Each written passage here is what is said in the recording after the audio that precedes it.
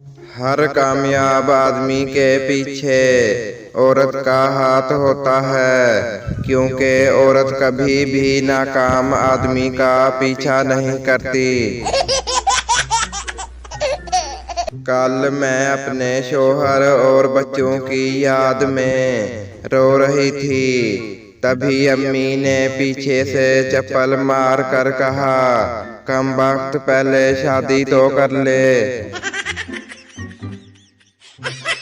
Mobile लेने और शादी करने के बाद एक ही अफसोस रहता है, थोड़ा सब्र कर लेता तो अच्छा मॉडल मिल जाता।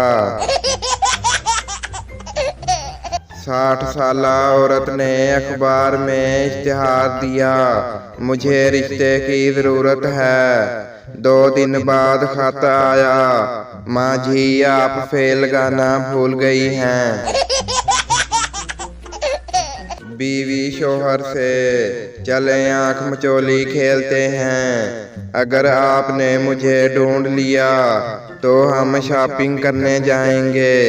शौहर, और अगर ना ढूंढ सका तो? बीवी घबराते हुए, ऐसा तो मत कहें, मैं दरवाजे के पीछे छुप जाऊंगी।